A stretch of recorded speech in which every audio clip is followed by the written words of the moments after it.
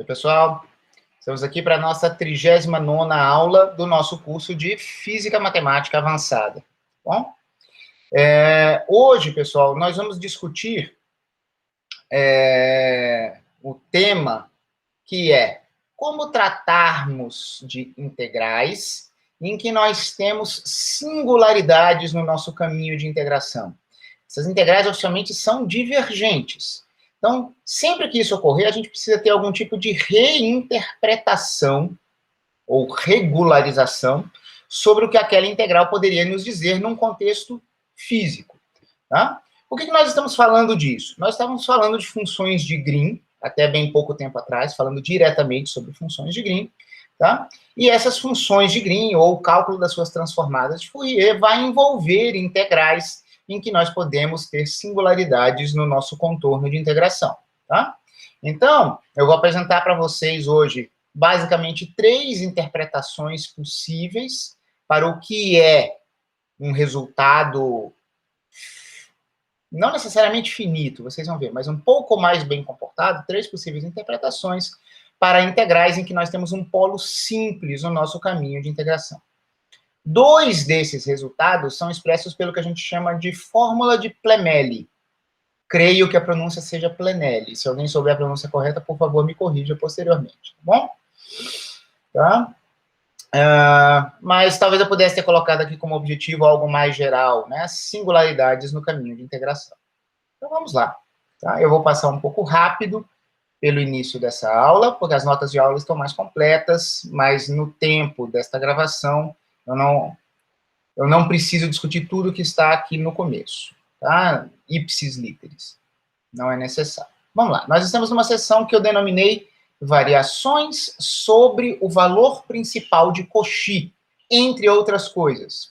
Tá? Então, só para repassar aqui uma ideia, eu fechei a aula passada apresentando do nada, tirada assim da literatura, certo? Uma integral que ela foi escrita e construída de uma forma que nos desse um resultado bem particular, tá bom?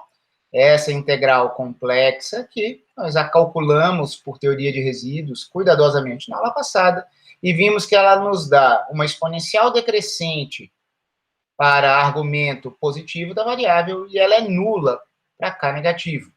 No limite de epsilon tendendo a zero, nós vimos que essa era a função de Heaviside. E nós discutimos isso, abrimos parte real e imaginária desse integrando.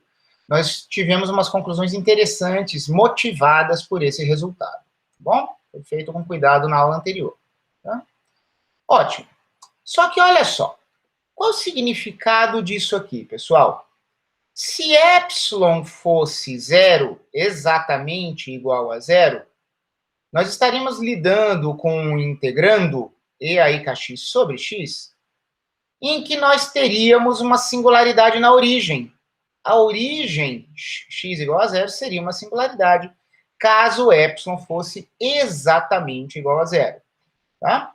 Essa integral em x, indo de menos infinito a mais infinito, porém de um integrando complexo, deve ser entendida como uma integral desta função complexa num contorno que coincide com a reta real. Quando o epsilon não é nulo, não há singularidade no caminho de integração. Para um epsilon não nulo, eu tenho uma parte imaginária não nula e esse cara está fora da reta real. Só que quando a gente considera o limite de epsilon tendendo a zero, pela direita, nós estamos fazendo o polo querer invadir o contorno de integração. Então, isso está por trás também aqui do nosso resultado. Notem que nós já tínhamos uma descontinuidade. Só que nós temos caminhado para 1 quando k é maior do que 0 e 0 quando k é negativo, que é o que caracteriza a Heaviside, foi uma consequência de um polo que estava um pouquinho acima do eixo x, que era o polo I epsilon, caminhar para o eixo x. Tá? A primeira curiosidade que isso pode suscitar é o que aconteceria se esse polo, ao invés de buscar o eixo x por cima, estivesse abaixo e tentasse invadir o eixo x. Chegar na origem, do mesmo jeito, no mesmo ponto que ele tentaria alcançar. Deve dar a mesma coisa, né? Estou chegando no mesmo ponto. Não, não é verdade. Vocês podem repetir o mesmo princípio de cálculo por teoria de resíduos que eu fiz na aula passada. O resultado disso aqui, caso eu tivesse um sinal trocado aqui, ou caso eu fizesse o epsilon tender a zero pela esquerda e não pela direita, dá uma função completamente diferente dessa aqui. Notem que essa aqui é nula para K negativo, não é? Pois bem, está aqui a imagem que eu disse, que a gente tenta entrar no caminho de integração quando a gente faz o epsilon tender a zero, só que se a gente viesse por baixo, que corresponderia a um denominador com x mais e epsilon ao invés de x menos e epsilon, o resultado, pessoal, agora seria uma função nula para k positivo e exponencial de mais k epsilon para k negativo. Tá? No limite, ela não dá a Heaviside, ela dá 1 menos a Heaviside. Pessoal, para qualquer k que você fixasse, negativo ou positivo, a gente teria uma descontinuidade quando nós tentássemos chegar num certo ponto, por baixo ou por cima, mesmo que fosse o mesmo ponto, ok? Tá? Essa linha de integração nos dá algum problema, tá bom? Na verdade, não em qualquer lugar, mas no x igual a zero, na abscissa x igual a zero. Você tenta chegar naquela singularidade por, digamos assim, duas direções transversais, os dois sentidos transversais, chegando por aquele ponto, um por cima, outro por baixo, você chega em resultados completamente diferentes. Isso é típico quando nós encontramos singularidades, tá bom? Um comentário aqui en passant, esse cruzamento do contorno é um exemplo muito simples de uma ampla família de problemas, que são chamados problemas de Riemann-Hilbert. Pessoal, Bernard Riemann, na sua tese de doutorado, entre várias outras coisas, um dos pais da geometria diferencial, mas também estudou esse tipo de problema na sua tese de doutorado, certo? E tem diversos tipos de problemas no que a gente chama de, na área de pesquisa chamada problemas inversos, que envolve geofísica, espalhamento inverso, técnicas de reconstrução, tomografia, em que você tem diversos tipos de problemas que, em algum sentido, tem algo a ver com condições de contorno quando você atravessa um contorno de integração. Tá bom? No plano complexo. Então, é algo extremamente rico, tá? E você tem uma introdução a isso nesse livro aqui, que está nas referências do nosso curso, no capítulo 7. Isso aqui é só um comentário, tá? Esses problemas, em geral, então, envolvem condições de contorno quando singularidades atravessam cortes.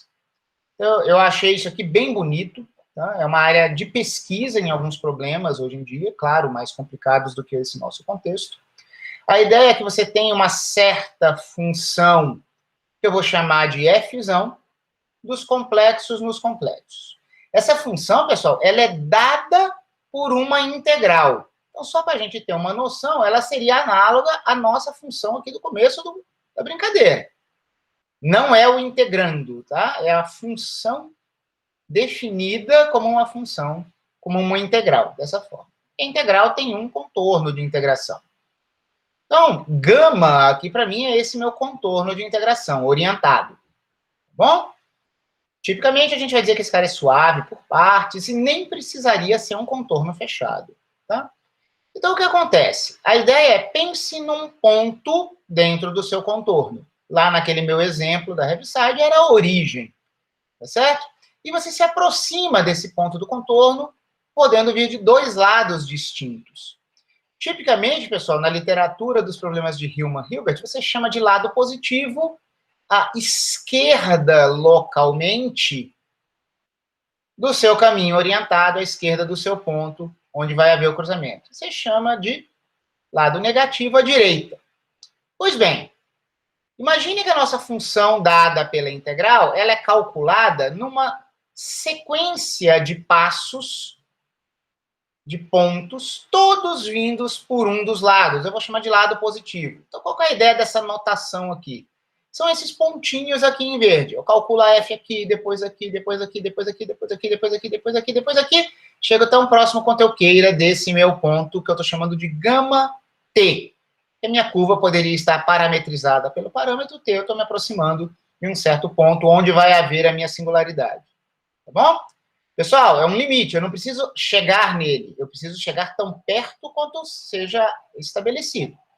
Eu vou ter um limite, que eu vou chamar de f mais t. É o limite das imagens da função f à medida que a gente se aproxima desse ponto, por uma sequência de pontos todos do lado positivo.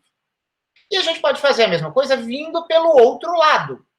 Calcula f aqui, aqui, aqui, aqui, aqui, aqui, e chega bem pertinho daquele ponto que pertence ao seu contorno. Tá bom? Todos esses pontos aqui, todas essas imagens devem estar originadas de pontos de um mesmo lado. E a gente tem um outro limite.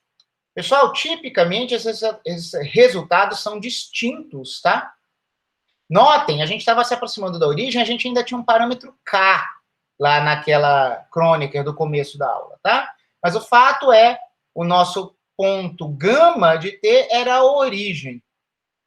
E para um dado K, ou qualquer K que você fixasse, você chegava em valores distintos quando o epsilon tendia a zero por cima ou por baixo, tá? Então, estou colocando aqui, até meio imprecisamente, tá? Mas toda uma formulação geral para sugerir o que é um problema de Riemann-Hilbert, tá? Vocês vão perceber, eu não vou usar isso aqui neste exato momento, mas vai fazer sentido a gente pensar num trecho do nosso caminho de integração dependente de epsilon. Vai ser um trecho em torno do ponto onde haverá o nosso cruzamento do contorno, em que a gente vai pensar nesse epsilon num processo limite, é um trecho de exclusão do nosso contorno, tá bom? A gente vai ter que excluir uma vizinhança arbitrariamente pequena de uma singularidade quando nós quisermos dar sentido a uma integral ao longo deste caminho aqui, tá? Então, não confundam estes caminhos aqui, que seriam análogos ao epsilon tendendo a zero por cima, ou epsilon tendendo a zero por baixo. Não confundam esses caras com o caminho de integração. Lá naquele exemplo da Heaviside, que teve a Heaviside como limite, o caminho de integração é a reta real. Não tinha epsilon andando aqui. Aqui é a gente fazendo o polo caminhar para o contorno, tá bom? Isso pode ser confuso. Bom, a gente vai querer falar algo sobre o quê? Nós vamos falar de funções, pessoal, que tenham uma cara assim, ó. Olha para isso aqui.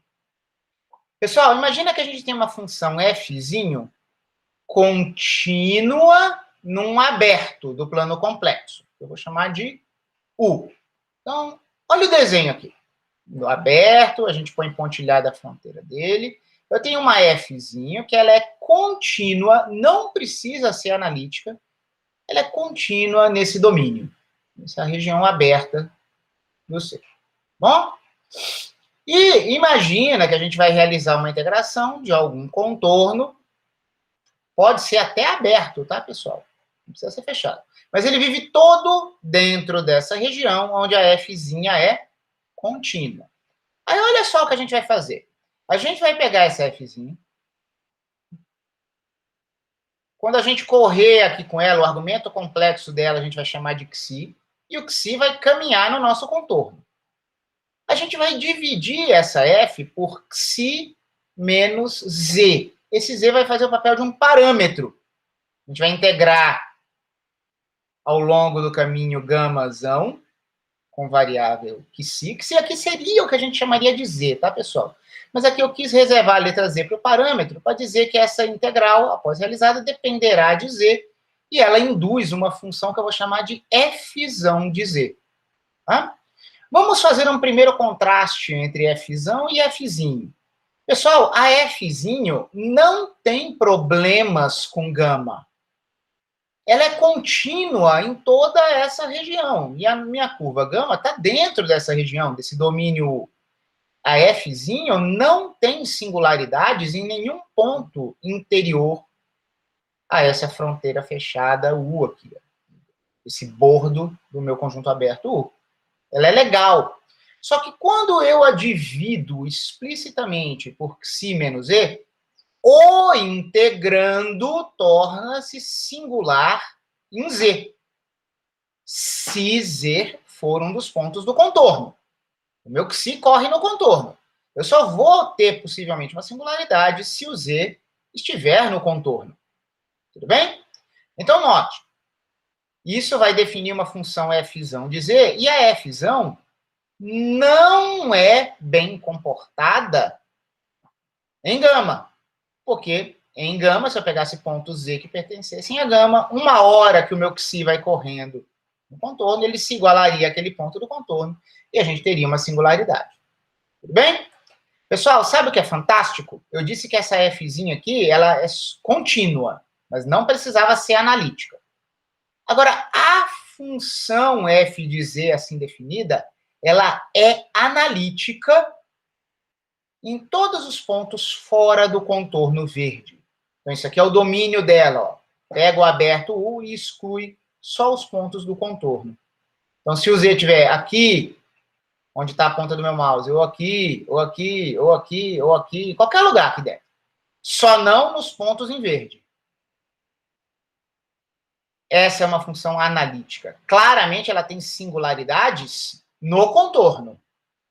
Mas fora do contorno, essa função f será analítica. Esse é um modelo do tipo de objeto que a gente vai considerar, embora depois a gente vai fazer esse gama cair na reta real, tá bom? Aqui tem uma referência que demonstra que essa f é analítica, mesmo que a f seja apenas contínua. Isso é um resultado bem interessante. Tá? Nossa, professor, ainda está muito abstrato, né? Tem algum exemplo mais concreto?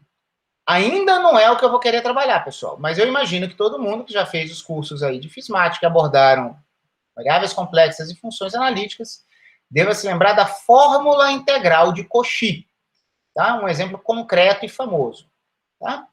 Aqui, pessoal, a gente faz algo um pouco mais especializado do que eu disse ali antes. Sabe o que eu vou fazer? Essa f aqui dentro, mais do que contínua, eu vou dizer que ela seja analítica. Se ela for analítica,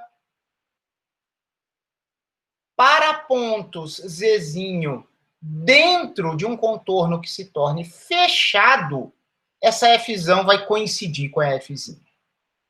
Vamos falar isso com mais calma.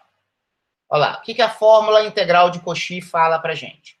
Se agora o f for uma função não apenas contínua, mas analítica, e se o contorno que a gente passar a considerar que era arbitrário, agora passar a ser um contorno fechado e orientado positivamente, sentido anti-horário, e além disso, aqui tem uma constantezinha que eu tenho que ajeitar, 1 sobre 2πi. Pessoal, se esse Zzinho for um ponto interior ao contorno, né, delimitado pela curva gama, não pode estar em gama, tem que estar no interior da região. Nós não teremos uma f qualquer, nós teremos a própria f. Tá? Então, essa é a fórmula integral de Cauchy. Não é o teorema de Cauchy-Goursat. O teorema de Cauchy-Goursat diz que se você tem uma função analítica no interior de um domínio simplesmente conexo, sem buracos, a sua integral dará zero, certo? É um resultado extremamente poderoso que a gente usa para demonstrar a fórmula integral de Cauchy. Tá? Mas eu quis colocar aqui a fórmula integral de Cauchy, porque ela, como eu disse, ela é um exemplo concreto e um pouco mais especializado dessa situação geral que eu estou dizendo aqui. Vocês já viram algo parecido antes.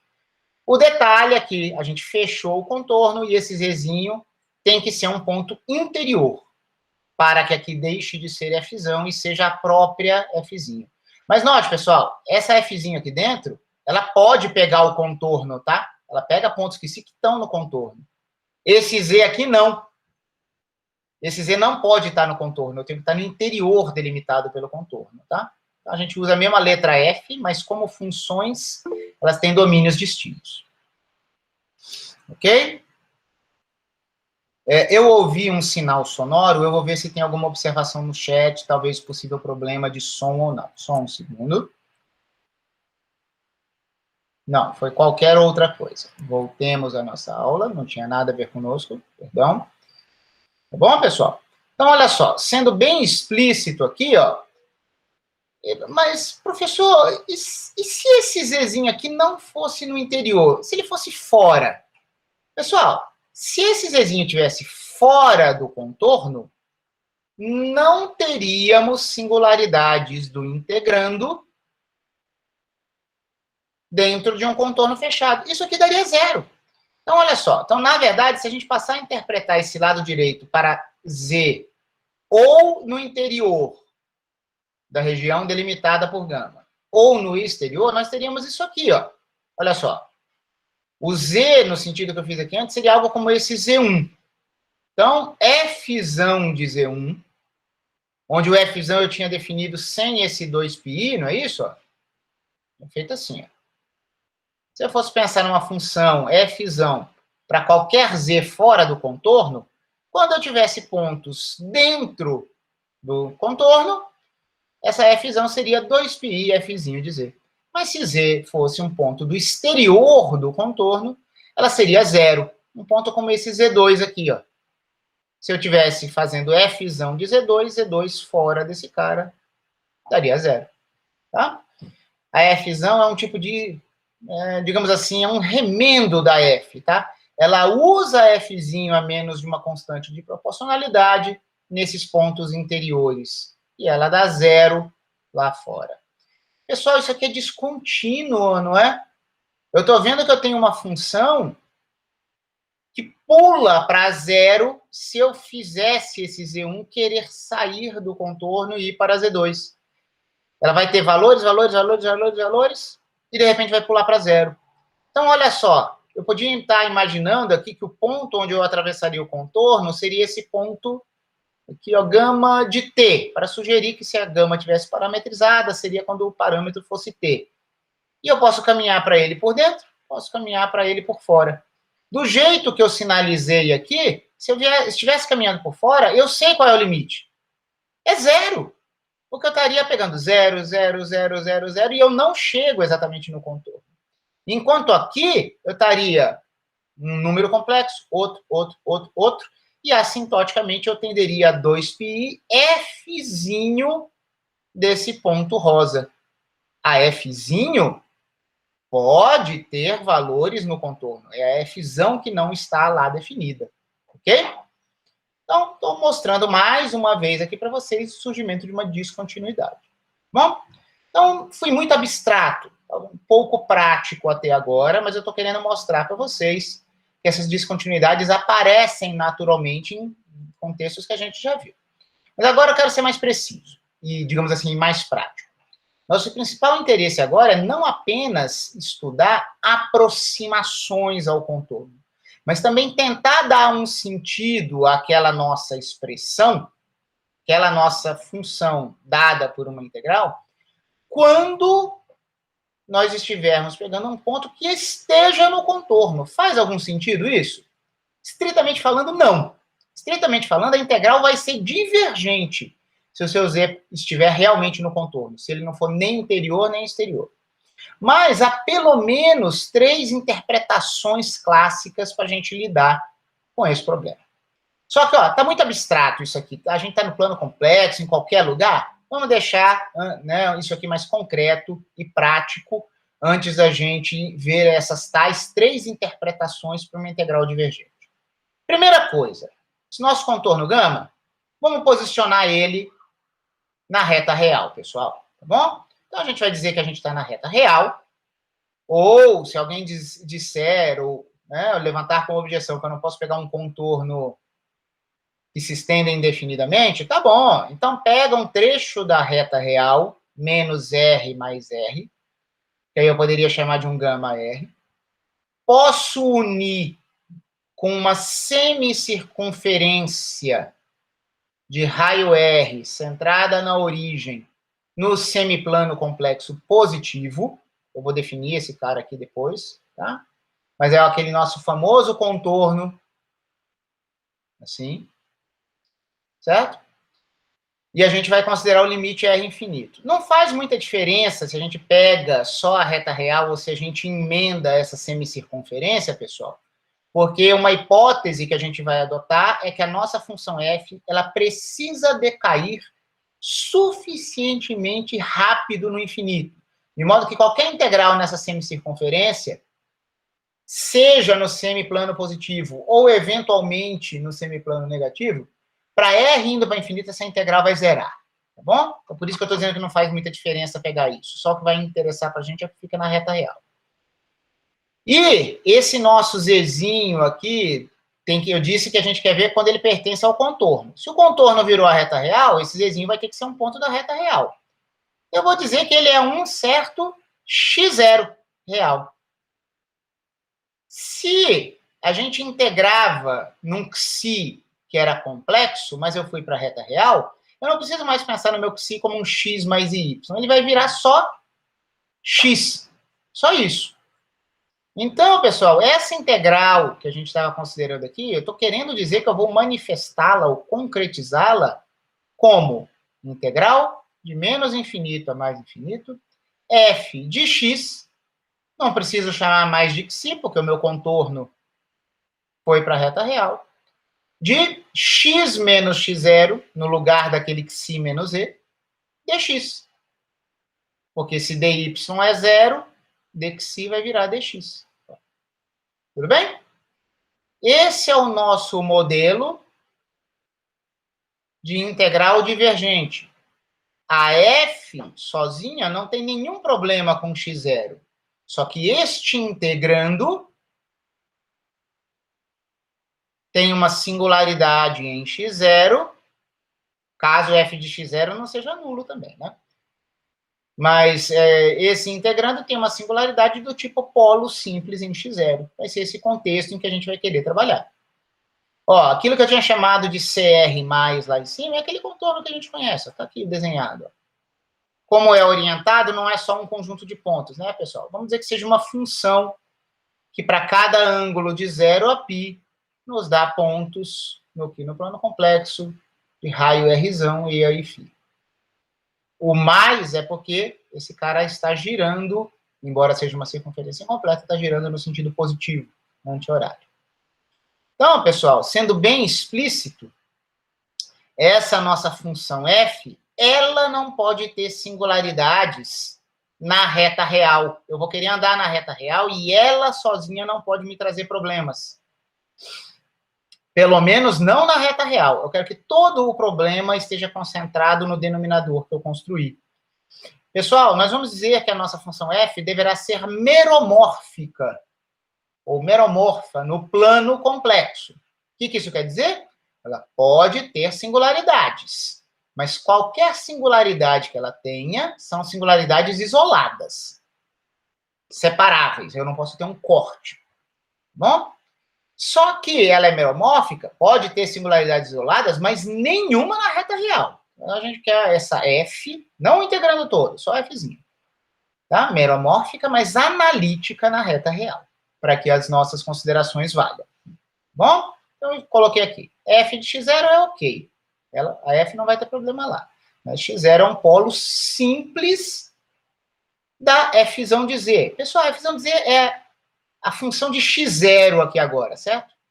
Esse resultado aqui depende de x0. É o único problema que tem na nossa reta real. Esse é o nosso contexto. Agora ficamos mais práticos. É esse problema que a gente quer estudar. Quais são as possíveis interpretações? Pessoal, sem alguma interpretação, dá pau. Essa integral é divergente, não funciona. Se você tentar fazer qualquer tipo de cálculo numérico, qualquer tipo de estratégia, diverge, isso aí diverge, não funciona. Mas será que tem como a gente extrair alguma informação que sinta o efeito da singularidade em algum sentido, mas sem explodir? Primeira interpretação, é algo mais familiar para a gente. É a interpretação de valor principal. Pessoal, eu destaquei aqui em rosa, esquematicamente, qual é a ideia. A integração no contorno, ela não é igual, porque ela explodiria. A integração, do jeito que está dada, ela explode.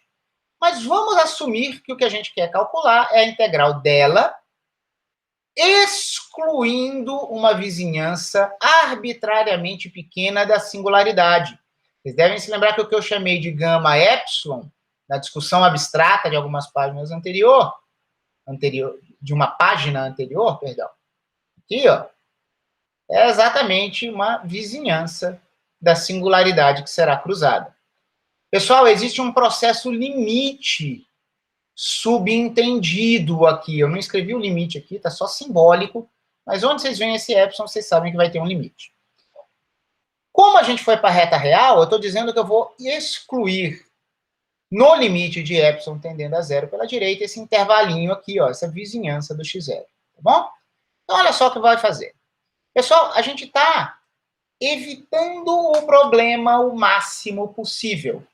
Nós gostaríamos de estar realizando a integração nesse contorno verde, rosa, verde. A reta real estaria aqui, tá bom? É isso que a gente quer calcular. Verde, rosa. No limite de raio indo para infinito. Esses trechos aqui em verde se estenderiam indefinidamente para a esquerda e esse aqui para a direita. Seria isso que a gente desejaria calcular. É impossível. O trecho rosa ferra, gente. Diverge. Então, o que eu estou querendo dizer com essa ideia aqui, que é excluir no limite esse cara, é eu vou querer calcular a integral apenas nos trechos verdes. No limite, que a extensão deles vai para infinito. Então, R indo para infinito aí quer dizer o que eu falei aqui. Tá bom? Então, eu só quero os verdes, excluindo o rosa, mas fazendo o rosa ser tão pequeno quanto eu queira. É o valor principal, pessoal. Certo? Uma integral de valor principal com uma singularidade é exatamente integrar tudo menos, no limite, uma vizinhança infinitesimal da singularidade. Então, vamos lá. Como que eu calculo esse resultado em verde? Eu sei que o rosa vai dar pau, eu não vou conseguir. Então, o que eu vou fazer? Eu vou emendar aqui o verde, o trecho verde, esses dois trechos, com um possível caminho como esse aqui em vermelho, e com um outro caminho aqui em laranja. Eu já sei que o laranja não vai fazer nada para mim no limite de R tendendo ao infinito. Porque, por hipótese, eu quero só trabalhar com funções que vão se anular nesse contorno em laranja. Só que o contorno em vermelho, pessoal, eu preciso dele para que eu tenha um caminho fechado, e a contribuição dele não será zero, mesmo quando o raio epsilon dessa pequena semicircunferência tender a zero. A contribuição não é zero. Eu não sei se vocês já viram esse resultado em cursos anteriores. Nesta aula aqui hoje eu vou usar o resultado e, se precisar, eu deduzo isso para vocês numa aula posterior, tá bom? Não deu tempo de eu fazer isso hoje. Tá? Eu vou dizer para vocês qual é o resultado. Pessoal, vocês vão ver que o resultado que eu vou gritar daqui a pouco, como isso aqui é uma semicircunferência no sentido negativo, notem que ela corre no sentido horário, e ela é só meia circunferência, é como se a gente tivesse aqui meio resíduo. Então, a gente espera, numa integral fechada, 2πi soma dos resíduos. Esse cara sozinho, ele será só πi, porque é só meia circunferência, e ele vai ter um sinal menos, porque ele está no sentido horário. Tá? Esse cara vai ser menos πi vezes um resíduo. Vocês vão ver isso daqui a pouco. Se alguém quisesse formalizar quem é esse contorno orientado, ele seria essa função aqui, ó. Para ângulos correndo de 0 a π, se você fizer essa função desse jeito, você vai estar andando dessa forma aqui. Verifiquem depois, tá bom? O desenho é mais importante. Então, vamos lá. Eu estou dizendo que estamos numa situação que nós gostaríamos de calcular isso, que a gente interpreta como sendo isso, só que isso é impossível. Esse cara diverge. Então, aqui não é um igual. Eu vou colocar aqui uma seta em verde para dizer que eu abro mão desta grande ambição e vou querer calcular este outro resultado aqui que é factível. Além do R estar indo para infinito, e eu estar considerando gama R, eu vou excluir o trechinho em rosa. Eu quero pegar apenas o verde. É isso que essa passagem aqui indicou. É com isso que eu me conformo na minha primeira interpretação. Sigamos. Não se assustem aqui com as contas, é mais fácil do que parece, tá bom? Pessoal, para eu calcular essa integral em verde, nos limites que epsilon vai tender a zero, e que o Rzão vai para infinito, eu preciso emendar, eu preciso usar teorema de resíduos. Então, o que eu vou fazer? Temos uma aditividade das integrais em caminhos. O que me interessa é isso. O que eu vou fazer? Com o mesmo integrando, fica aqui esperando, eu vou adicionar trechos ao trecho em verde. Notem que isso aqui que eu estou indicando, ó, gama R menos gama epsilon, é só o que está indicado em verde. Eu vou adicionar o trecho em vermelho. Pá. E vou adicionar o trecho em laranja, que é a semicircunferência de raio Rzão orientada positivamente. Pessoal, isso aqui é uma semicircunferência de raio epsilonzinho orientada negativamente. É uma única integral. Essa integral, em todos esses trechos, ela é fechada e tem orientação positiva. Por isso que a gente passa a expressar essa integral desse jeito. Só que isso não é igual a isso. Eu acrescentei esses dois caras, eu devo retirá-los. Tudo bem? Então, isso aqui é uma identidade. É que nem eu ter 7 e dizer que 7 é igual a 7 mais 2 menos 2. Eu quero ficar com o 7 mais 2, dá 9. Menos 2, recupero o 7. Tá bom? Então, eu acrescento integrais em trechos e depois retiro. Então, esse termo simbólico entre chaves são várias integrais desse integrando, e isso é igual ao que a gente tinha antes. Tá bom? No limite de R tendendo a infinito, esse cara aqui é zero. Pessoal, eu adicionei e subtraí zero. Eu adicionei dentro dessa integral para ficar fechada, e eu retiro aqui. Mas na prática, no limite, eu não preciso retirar nada. Porque eu, por hipótese, assumi que a minha função f era tal que se anularia nesse limite. Então, vamos escrever agora. Vamos distribuir essas três integrais. Limite dessa integral fechada desse integrando. Uau, essa primeira é fechada. Ela é 2πi soma dos resíduos. Soma dos resíduos de quem? Do integrando. Em quais singularidades isoladas? Eventuais polos, ZJ, desde que esses polos tenham todas parte imaginária positiva. Por quê? Porque o interior desse meu contorno fechado está no semiplano complexo positivo.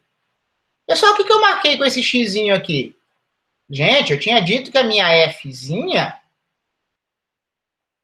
desculpem, essa fzinha, ela não tinha singularidades na reta real. Para que o integrando só dê problema em x0. Só que a fzinha pode ter singularidades em outros pontos. Tanto no semiplano superior, quanto no semiplano inferior. Como eu estou imaginando que eu vou poder fechar por cima, eu só preciso me preocupar com eventuais singularidades no semiplano superior. Então, eventuais singularidades, ZJ, singularidades isoladas, com parte imaginária positiva. É isso aqui que eu somo. 2π, soma dos resíduos pertinentes. Resíduos de quem? Deste integrando nesses pontos. Isso foi a primeira integral. Menos... Pessoal, é isso que eu não sei se vocês já viram em outros cursos, mas que eu posso provar numa próxima aula. Essa integral aqui, nesse C menos, essa semicircunferência negativamente orientada, dá menos πi f de x0. Tá bom? Aceitem esse resultado, se vocês não lembram ou nunca viram isso. Eu posso demonstrá-lo depois. E aqui, por completeza, e tentando ser didático, eu ainda coloquei menos zero, que seria esse cara aqui, que no limite, na grande semicircunferência em laranja, isso aqui vai dar zero. Tá bom? Notem que esse termo aqui, pessoal, esse f de x0, nada mais é do que o resíduo do nosso integrando em x0. É que aqui, com certeza, o polo é simples, tá?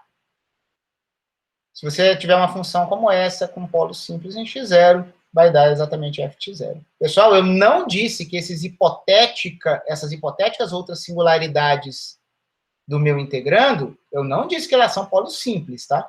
Eu só uso o polo simples no x0, porque eu fiz isso por construção. X menos x0 elevado a 1. Ufa! Eu tenho que imaginar que vocês têm alguma familiaridade com integração complexa, tá, pessoal? Mas vamos lá. Vamos lá, tá bom. Ai, caramba, me perdi? Não, não me perdi, não. Tá vendo esse resultado grandão aqui? Ele é o resultado de uma sequência de igualdades. Quem é ele mesmo? Como é que é? Ah, notem que aqui a sequência de igualdades é interrompida, tá? Isso aqui foi uma interpretação. Mas a gente chega nisso aqui, ó. A gente consegue voltar a sequência de igualdades até aqui. Pessoal, o que é a integração na reta real quase toda, excluindo apenas uma vizinhança infinitesimal da singularidade? Caramba, isso foi a minha definição de valor principal, pessoal. Isso aqui é o que eu chamo de valor principal desta integral, que significa que eu não vou fazer a integral inteira, significa que eu vou integrar apenas sobre os pontos que não coincidam, que não batam em x0 no limite. Essa é a definição de valor principal. Então, essa coisa grandona que a gente chegou aqui, ela é igual ao valor principal. Tá bom? Professor, tá bom, você queria só o verde, professor. Eu queria só o verde nessa interpretação. Você pôs esse cara aqui. E se você tivesse vindo por baixo? Mudaria? Não mudaria. Um resultado que só considero verde não pode depender de como eu fiz essa emenda. Essa emenda que eu fiz aqui, ela é conveniente, mas ela não é necessária. Deu esse menos pi aqui, só que nós temos outras conveniências. Olha só, se a gente tivesse usado, pessoal, um contorno por baixo, eu chamaria esse contorno por baixo de CY mais. Tá bom? Eu tenho um desenho dele aqui. Eu vou ter um desenho dele posteriormente, tá? Mas seria, acompanhem o mouse aqui, por favor, eu ter vindo aqui, ó, contornado o rosinha vindo por baixo. Seria uma semicircunferência percorrida no sentido anti-horário e, portanto, positivo. Então, chamaria esse cara de CY+. Aqui tem uma parametrização para ele, embora eu não vá usar isso aqui agora. Só notem que o que mudaria no resultado que nós obtivemos? Pessoal, se a gente tivesse contornado por baixo, nós teríamos o x0 sendo um polo simples dentro do contorno. Ele estaria dentro do contorno. Notem que com a escolha que nós fizemos, o x0 ficou fora do contorno fechado. Mas se nós estivéssemos vindo por aqui, o x0 estaria dentro. Então, nós faríamos cálculos análogos aos que nós fizemos aqui, inclui e exclui trechos, só que o nosso 2πi soma de resíduos não seria só isso. Nós teríamos que ter 2πi, todos os resíduos que nós tínhamos antes, mas nós deveríamos incluir também o resíduo em x0, que pertence à reta real. E, ao invés de excluirmos uma semicircunferência no sentido negativo, com meio resíduo, né? Nós estaríamos excluindo uma semicircunferência no sentido positivo. Troca o sinal. Pessoal, esse termo adicional, 2πi vezes esse resíduo, menos πi vezes esse resíduo, é o mesmo que nós tínhamos antes. Menos, mais πi resíduo. Da f no x0, mais os outros. Mais πi. E aqui é a mesma coisa, porque a gente trocou esse sinal. 2 menos 1 mais 1, então dá mais πi resíduo. Então o resultado não dependeria do vermelhinho que a gente fez. Então, vamos tentar resumir isso. Foram cálculos complexos para quem não está acostumado, embora muito tradicionais. O que eu estou querendo dizer é que a primeira interpretação pode ser que a gente tenha essa integral divergente e a gente escolha interpretá-la simplesmente excluindo uma vizinhança infinitesimal da singularidade. Isso será o valor principal. E o resultado que nós obtivemos aqui agora, que não depende do vermelhinho que eu escolhi, só depende do verde lá naquele meu desenho, o valor principal é 2π, soma dos resíduos do integrando nas singularidades de parte imaginária positiva, que estão no semiplano superior, mais πi f de x0. Isso não depende de mais nada. É isso. Esse aqui é o valor esse aqui é o resultado do valor principal. A primeira interpretação é, vamos apenas para o valor principal. Apenas excluamos o trecho rosa. Fiquemos apenas com o verde. Pessoal, quer saber quais são as duas outras interpretações? Sempre eu vou excluir o rosa. Só que, além de pegar o verde, em uma interpretação eu incluo esse cara aqui. O que significa excluir o x0, é tirar o x0 do caminho. A outra interpretação é vir por baixo, ou seja, incluir x0 no interior do caminho. Vamos lá. Então, esquematicamente, simbolicamente, qual é a segunda interpretação? Minha integral divergente será interpretada como uma integral em que eu tiro a vizinhança da singularidade, mas escolho incluir um dos meus semicírculos. Essa é uma escolha em que eu tiro a minha singularidade do meu caminho e não vou ligar muito para ela. Pessoal, pela aditividade de caminhos justapostos nos nossos contornos de integração, incluir isso significa que a minha integral será a soma de duas outras. A integral que eu já tinha antes na primeira interpretação, mais a integral no trecho que eu quis incluir. Eu não preciso refazer as contas, já está feito. Isso aqui é o valor principal que a gente acabou de calcular aqui em cima. Eu não vou escrever qual é o resultado do valor principal. Vamos deixar aqui só o valor principal e a gente sabe que a gente saberia calculá-lo, tá bom? Mas, ó, então a nova interpretação é eu troco a minha integral divergente por algo que eu já conhecia, que é o valor principal, e eu acrescento essa contribuição de uma semicircunferência negativamente orientada por cima do meu polo. Eu tiro o polo do interior de um caminho fechado que eu formaria. Esse resultado eu já afirmei antes ali, que é menos πi f de x0. Essa é a segunda interpretação. Fiz muita conta na primeira, mas a segunda, para mim, será só isso. E qual é a terceira interpretação?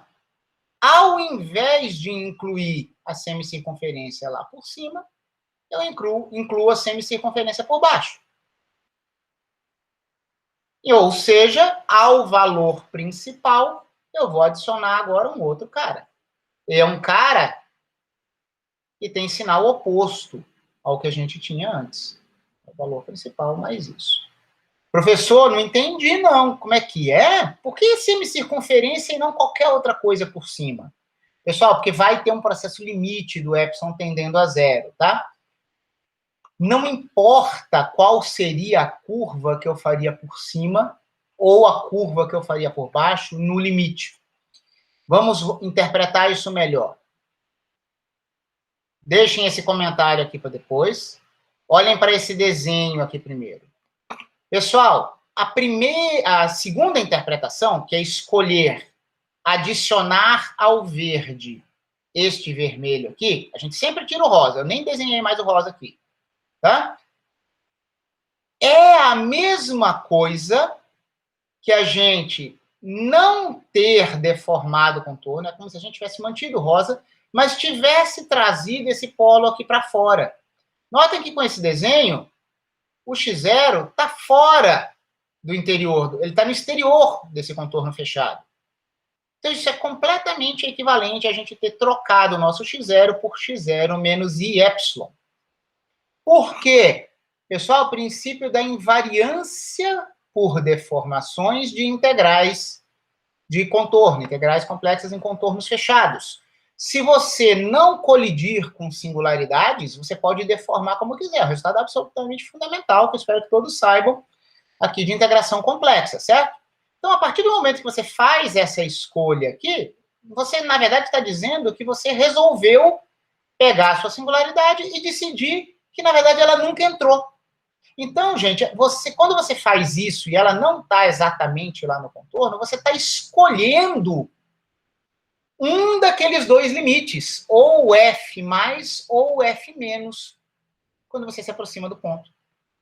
Tá? Então, isso aqui vai ser conveniente perceber essa equivalência. Então, do jeito que eu falei, isso aqui podia ser uma semicircunferência, ou podia dar outras voltas aqui. Qualquer contorno que eu pegasse, que deixasse o x0 fora, daria no mesmo, tá? Então, não tem nada especial em ser uma semicircunferência aqui. E isso é equivalente a gente ter mantido o contorno e ter deslocado o polo para fora, desde que a gente faça o limite. Analogamente, a outra escolha, ó, agora vocês têm um desenho do CY+. Ele simplesmente quer dizer que a sua singularidade que estava no contorno, você vai decidir que, na verdade, ela sempre esteve um pouquinho para dentro. Mas se aproxima. É um limite quando você tende ao contorno, mas é um limite vindo por dentro. Então, é como se você tivesse mantido o contorno, mas o seu polo tivesse sido trazido um pouquinho mais para dentro. Pessoal, subir um pouco mais para dentro quer dizer que você adicionou uma parte imaginária positiva. No outro caso, ter descido quer dizer que você adicionou uma parte imaginária negativa. Tá? Pessoal, eu estou só refraseando as duas interpretações que nós tínhamos. Então, a gente vai adotar agora o que a gente chama de notação de Feynman para deslocar a singularidade. Tá? Pessoal, as duas interpretações que eu fiz lá são as seguintes. Nós vamos passar a considerar limites de f de x sobre não o x menos x0 que a gente tinha antes. Só que será x menos x0 menos y na interpretação número 2 e x menos x0 mais y na interpretação 3. Tá bom? Nós vamos escrever uma fórmula aqui que leva ambas em consideração simultaneamente. Notem que na primeira, que significa excluir o x0, quando nós fizermos x menos x0, mas agora trocamos x0 para isso aqui, o sinal menos aplicado a esse camarada vai trazer um sinal mais aqui no y. Teremos menos x0 mais y. Então, esse é o sinal de cima aqui, ó. Simbolicamente, né? Vamos na notação de Feynman. A segunda interpretação é considerar esse limite de f de x, x menos x0, mais y. É a interpretação 2, que exclui o polo. O resultado será valor principal da integral. E como é que é? O que acontecia na interpretação 2? Deixa eu voltar aqui. Menos pi f de x0. Então, esse mais eu excluí o polo, esse sinalzinho de cima corresponde a esse sinalzinho de cima. Eu vou fazer valor principal menos pi f de x0. Se, por outro lado, eu tivesse decidido incluir o polo, eu trocaria x0 por x0 mais y. O sinal menos atuaria nesses dois caras. Então, quando eu tiver menos x0 menos y, esse é o caso de inclusão do polo, o sinal de baixo, isso vai virar mais pi f de x0, como eu tinha apontado aqui, na terceira interpretação. Tudo bem? Pessoal, quais são as interpretações? Considere o limite chegando no seu contorno por um lado, ou considere o limite chegando pelo outro lado, ou pega só o valor principal. Pessoal, vocês percebem que o valor principal é a média desses dois? Pegue esse, some com esse e divida por 2. Esse cara cancela com esse. Nós teríamos 2 vezes o valor principal, divide por 2 na média.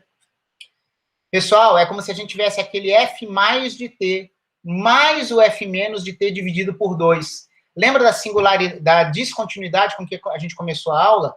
Seja na Heaviside, seja na fórmula integral de Cauchy, chega com limites pelos dois lados. O valor principal, a minha primeira interpretação, é a média desses dois caras, em algum sentido. Isso já aparecia em outros problemas, né? Série de Fourier, transformada de Fourier, a gente toma a média. Pessoal, a gente já poderia chamar essa fórmula aqui de fórmula de Plemele. Tá bom? Já poderíamos. Só que dá para a gente escrever isso numa notação mais compacta. Subentendendo o primeiro limite, que vai ter esse limite de epsilon tendendo a zero pela direita. Lembrem que já tem limites escondidos aqui nesse valor principal, né, pessoal? Aqui a gente já exclui uma vizinhança do x0. E pensando no sentido de distribuições, olha que coisa maluquinha. Notem que a gente poderia ter escrito essa mesma equação assim, ó. Eu já tinha apresentado para vocês o valor principal como uma distribuição, que quando atuasse numa função teste, seria a integral disso vezes isso, né, excluindo uma vizinhança deste ponto. Pessoal, é isso aqui, ó. E f de x0 não é a ação da delta de Dirac centrada em x0 sobre uma função f?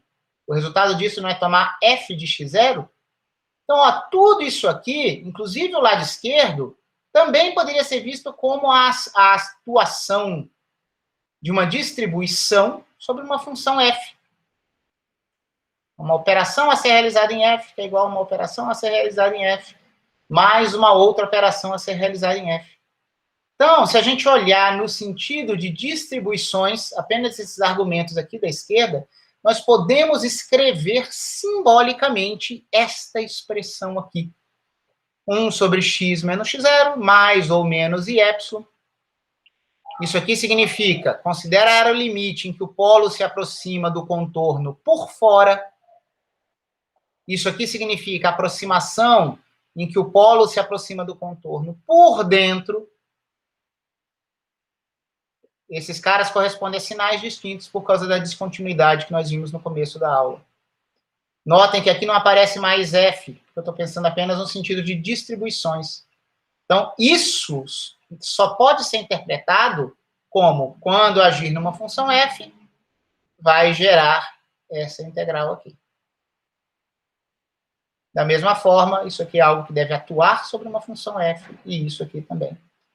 Tá? Os físicos preferem chamar esta última expressão, a ela a que eu darei destaque, de fórmula de Plemele, mais uma vez, espero que minha pronúncia esteja correta, ou Sokotski-Plemele. Sokotski foi outro pesquisador envolvido e muitas vezes leva crédito por essa expressão também. Tá bom? Então, pessoal, muitos problemas em ótica, física, estatística, teoria quântica de campos envolvem integrais com singularidades amenas, que são polos simples no contorno de integração. Quando nós tivermos um único polo simples no contorno de integração, essa fórmula é um lembrete para dizer que você pode interpretar a sua integral divergente como sendo ou apenas o valor principal. Então, a gente poderia, na primeira interpretação, você não põe mais nada aqui. A fórmula de Plemele está com esses termos, porque ela pega só duas das interpretações, a 2 e a 3. Uma possível interpretação seria simplesmente excluir uma vizinhança de x0 e imaginar que você só chegou no x0 pelo contorno. Mas pode ser que seja relevante você considerar contribuições daquela singularidade por caminhos transversais ao contorno, chegando por um lado ou pelo outro. Quando essa contribuição transversal da singularidade for importante por algum motivo físico, tá? Você pode considerar a inclusão desse outro termo, seja ele com sinal positivo, seja negativo, vai depender de onde você vem. A física é que vai dizer para você se você fica apenas com o valor principal ou se você considera uma contribuição singular vindo por um lado do contorno ou se você considera uma outra contribuição singular vinda do outro lado do contorno. Grosso modo, a gente teria epsilon exatamente igual a zero e não teríamos esse termo aqui, por exemplo, num oscilador harmônico livre. Se você tivesse dissipação, você teria um dos sinais. Se você tivesse um oscilador com uma injeção de energia, não pelo forçamento, mas um tipo de antidissipação, que injetasse energia no sistema com uma proporcionalidade à velocidade, aí você teria o outro sinal. Meio artificial isso que eu falei, né? Uma outra interpretação em problemas de propagação de ondas, podia ser que nós tivéssemos ondas propagantes numa direção, seria ter o valor principal e um desses sinais.